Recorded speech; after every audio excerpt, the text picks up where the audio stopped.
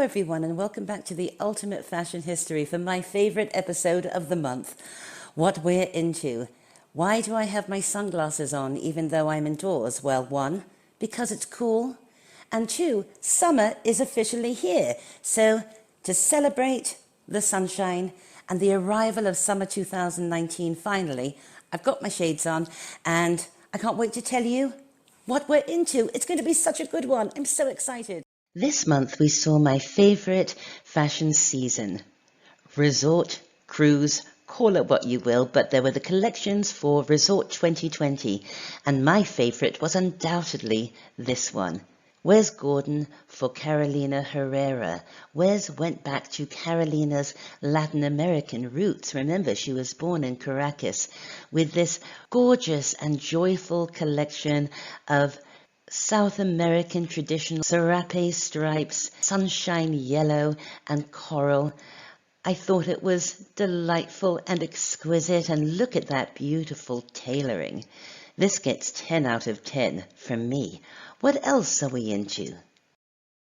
Keeping with fashion, I was really into the news this month that Dolce Gabbana announced that they would be the first fashion house to size their ready-to-wear up to size 18 US, size 22 UK. Dolce & Gabbana have been using plus-size models on the runway for quite a few seasons now, so I think it's terrific that they are now actually sizing clothes to match this idea. This came just a few days after Nike London debuted their plus-sized mannequins. Now, all of this has attracted some backlash. There's the idea that this might encourage obesity. Excuse me, I don't think that there is a woman in the world who is going to think, oh great, I can become obese now and still wear Dolce & Gabbana, because most of us can't afford to wear Dolce & Gabbana to begin with. I think this sends out a great positive message that beauty comes in all shapes and sizes, and for God's sake, who cares what we weigh? As long as we're happy and healthy and love ourselves, right? What else are we into? Well, I'm guessing this has come up on all of our social media feeds, and I love it. The circus in Germany who have decided to use holograms instead of real animals in their circuses. I think they look beautiful and spectacular. And here's the thing. My mother was a circus performer. Did you know that? It's totally surreal, isn't it? But true. When she was a very young woman, she rode elephants and horses in the circus. And for the rest of her life, she was so upset that she did this because of the animals. So I know that if she was around today, she would love this story. What else are we into? Oh, well, this is hilarious. This month I discovered, and I can't believe I didn't know about this, the 1950s to 1970s phenomenon of the song poem. Here are a couple of ads encouraging people to get conned into the song poem phenom. Basically, it was this. Companies would advertise with false promises of turning amateurs into million-dollar selling lyricists by putting their amateur poems on record, which in fact they did. But of course, the person sending the poem in had to pay for this privilege. It wasn't a complete rip-off. People did get a record of their poem put to music. These songs are hilarious. The people writing the poems had no talent, and sometimes it seemed they may have had some very serious anger issues as well.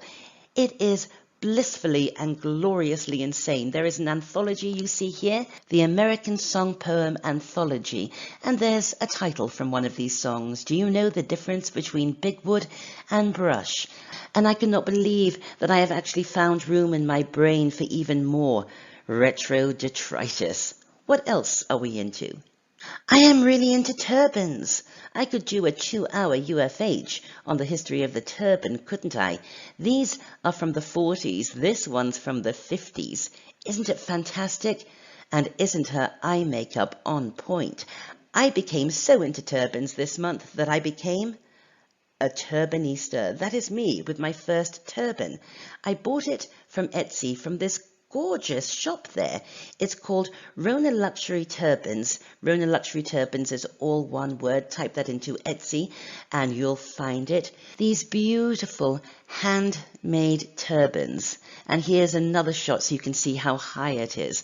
I was looking for something like this forever, and being so cack-handed that I couldn't turn a scarf into a turban myself, I am so glad that I have found this Etsy store, and I can now be a proud Turban Easter, especially on bad hair days. What else are we into? This month I've been gripped by yet another obsession, buying vintage magazines from eBay. They're very cheap, but not fashion magazines. I've sort of been spoiled in my time with the access I have to vintage fashion magazines, what with working at fashion schools and spending my lunch hour browsing through the archives of Vogue and Harper's. No, I'm into buying stuff like this. Southern Living, the Palm Beach Annual. Got these two in the post the other day, and I can't adequately find the words to tell you how delightful they are. Of course, you end up getting a lot of fashion history anyway. Look at this. This is from Southern Living, 1966. Patio Party. Check this out. A cut to please. A great haircut for 1966 with instructions for how to do the set. Of course, you know how much I love fonts and typography, and so I'm really getting a kick out of duplicating some of this vintage typography. There are interior design idea pages. Doesn't this look like the bleakest room you've ever seen? But as I used to say about Playboy, I only buy it for the articles. Dog nearly itches to death. This is real news. This isn't a politics spot. But of course, my favorite was the Palm Beach Annual 1963. Talk about your retro jet set glamour with an awful lot of fabulous fashion as worn by the Palm Beach social scene in 1963, including CZ Guest, the Duke and Duchess of Windsor, who are billed here as the Internationals. And look what Wallace is wearing there. Isn't that a wonderful dress? Now, this is weird because these magazines arrived just as I was putting the final touches on my episode of that dress, Givenchy's monkey dress for the Duchess of Windsor. Here's another image from the Palm Beach Annual. This is the artist Bernard Buffay with his wife, and when I saw this, they reminded me so much of Claire Quilty and Vivian Darkbloom from the movie Lolita, both avant-garde and artsy characters. And yes, there is an Ultimate Fashion History Fave Film Fashion episode on Lolita.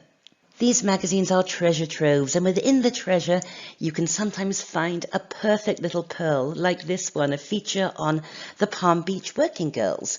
Women who are so wealthy they do not have to work, but work because they want to. And look at this, Mrs. Peter Pulitzer. Lily is another Palm Beacher who doesn't need to work for a living. It was her creative instinct which prompted her, blah, blah, blah. And wasn't she pretty? What else are we into? Well, that photograph of Bernard Buffay in the Palm Beach Annual made me go and look at Bernard Buffay. Now, I learnt about him as an art history undergrad, but I couldn't remember if I liked him or not, and turns out I do. I'm absolutely obsessed with Buffay this month. This strong, sketchy, really kind of beatniky type of stuff. And you can imagine how much I love his octopus, because in March, remember, I told you all how much I was into octopi, which brings me weirdly to the next thing I'm into, Shane Greco. Shane is a remarkably talented sculptor and ceramicist who bases his work on sea creatures, especially octopuses. Look at these gold octopus bookends. They are gorgeous.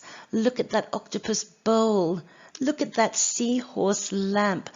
These are works of art. They go beyond simple homeware, don't they? My favorite octopi in Mr. Greco's work are these Caribbean blue octopi, and let me zoom in so you can see the detail here. I love this so much. What else are we into? Well, as summer is officially here, I have been really into listening to my vintage Calypso albums. Little known fact, I love Calypso music. My favourite artists are Lord Kitchener and Lord Invader, but my favourite Calypso album is probably Robert Mitchum's Calypso Is Like So. Believe it or not, Robert Mitchum had a very popular Calypso album in the 1950s that was a big bestseller. And yes, I do have a UFH episode on Robert Mitchum, but moreover, I have an episode on the King of Calypso, Harry Belafonte. The Calypso craze of the 1950s and early 60s is one of my favourite pop culture moments, not just in music, but in aesthetics as well. Let me share with you one of my prized possessions, my Robert Lyons 1950s Calypso musician wall hangings. We also have the lozenge-shaped ceramic versions, all of this in our dining room, which has quite a Calypso flavour now. Of course, the Calypso craze of the 50s impacted fashion as well. Fashion is not an island, it's a response. Look at these fantastic glasses from the 1950s with Calypso dancers, and look at that skirt with that Caribbean festival scene. I love it. What else are we into? Well, how much fun is this? The Virgin Atlantic Pride flight from London to New York, that is a celebration of Gay Pride Month, and the cabin crew is comprised of drag artists, and the entertainment comes by way of, yes, Titus Burgess. I was only talking about how much I loved Titus Burgess last month, wasn't I, in What We're Into?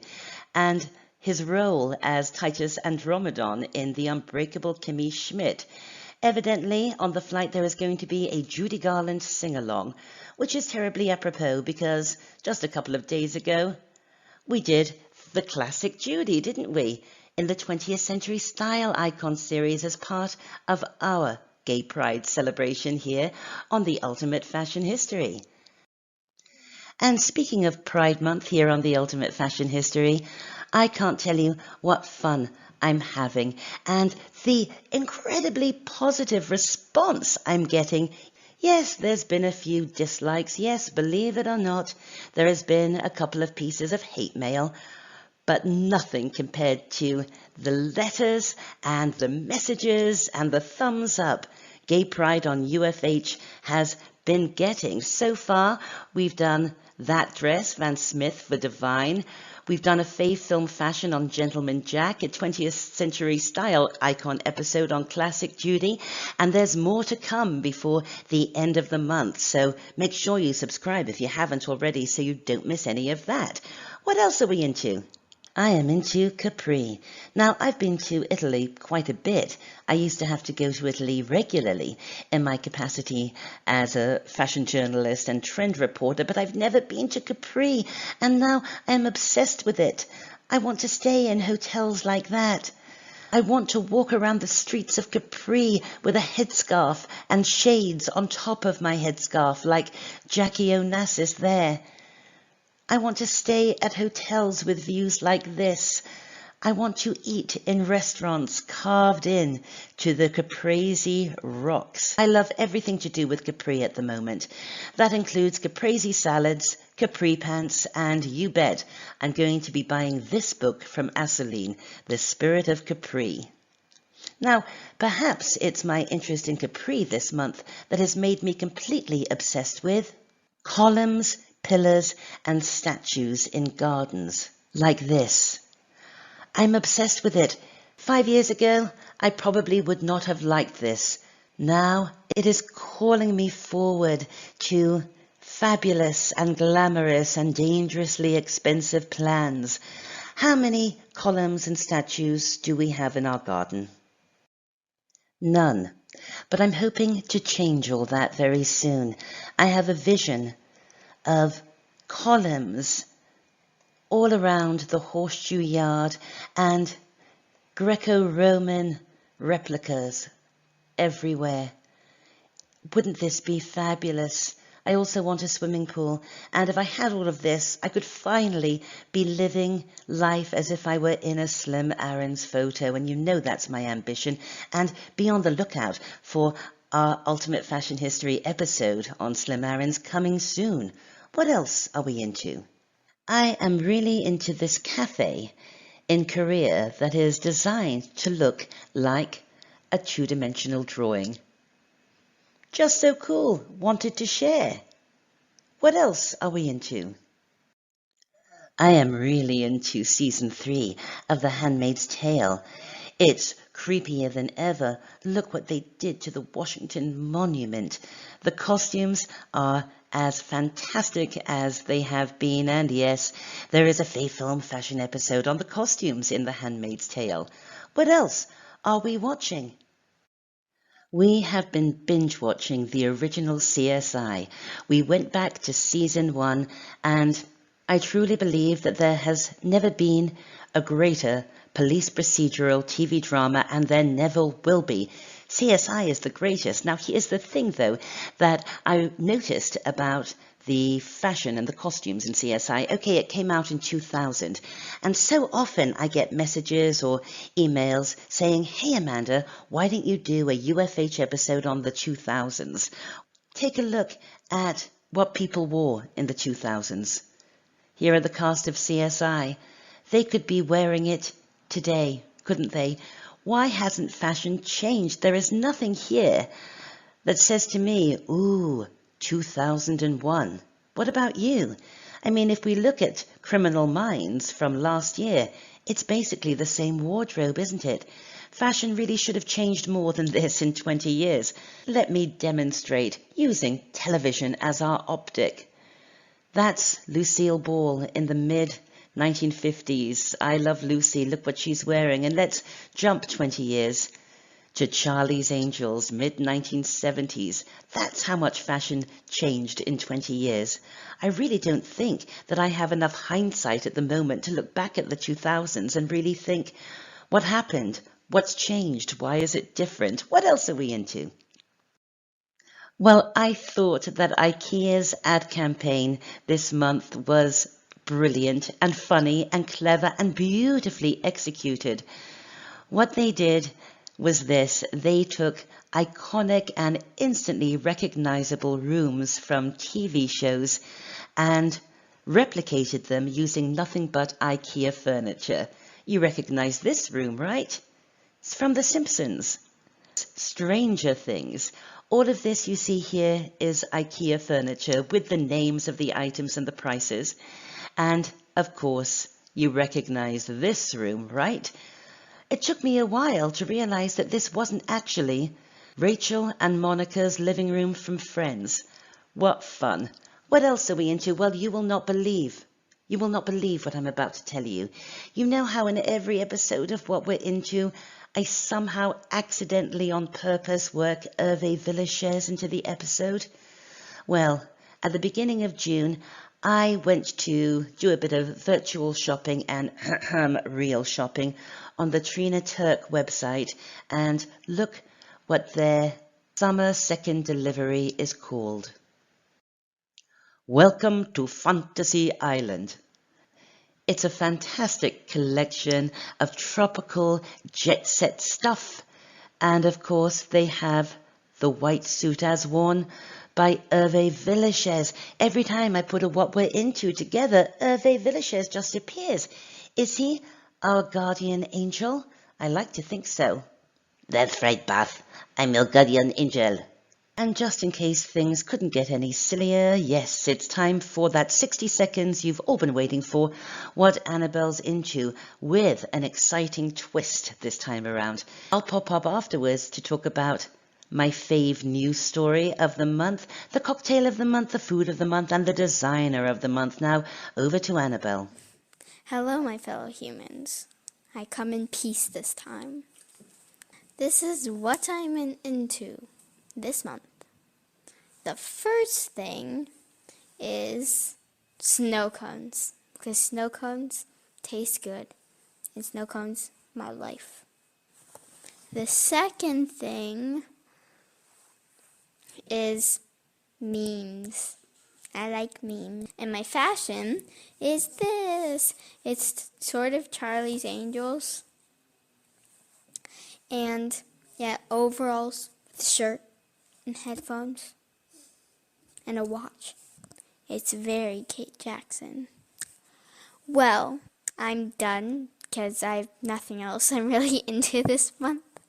So, bye! See you in July. Thanks for that, Annabelle. My favorite news story of the month is probably everybody's favorite news story of the month. The story about how during a live stream of Pakistan's government, somebody forgot to take the cat filter off. And the end result was this. Have you ever seen anything more cute? I think all televised political events should have the cat filter on.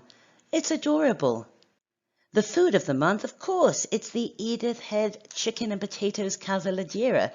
I gave you the recipe in a Just for Fun episode earlier in the month, and I was, again, so flattered that UFH group member, friend, and costume designer John Hintergard was inspired by the video to create his own version. And I think John's version looks a bit tastier and creamier than mine. Anyway, this is a great recipe, and in fact, I'm cooking it again on Sunday when our friend Alison comes for lunch. The cocktail of the month will transport you to an English country garden in summer. Yes, we're drinking the classic Pimm's. And look, there's Prince Charles enjoying a Pimm's and wearing a suit from his tailor Anderson and Shepherd. He has all of his suits bespoke at Anderson and Shepherd, and Rupert, my husband, had a jacket made for him at Anderson and Shepherd, and I would really love him to do a UFH episode discussing the experience and the process of having a garment created by such an established tailor, but of course he probably won't. And I know you recognize the work of the designer of the month. Of course, it's Pierre Cardin. He's a June baby, and Cardin, along with André Courrèges, really was at the vanguard of that 60s space-inspired movement. I'm sure I talk about Pierre Cardin and others in Fashion and Outer Space. Well, I hope you enjoyed that episode of What We're Into here on the Ultimate Fashion History. You can contact me through my website, amandahalley.com, or just drop me a note through Facebook. And while you're over there, join our Facebook group. We have loads of fun. Check out our books on Dean Street Press. I'll be back very soon with more episodes here on the Ultimate Fashion History. So just click that little circle to subscribe. And as always, thanks for watching. Summer's here. Yay!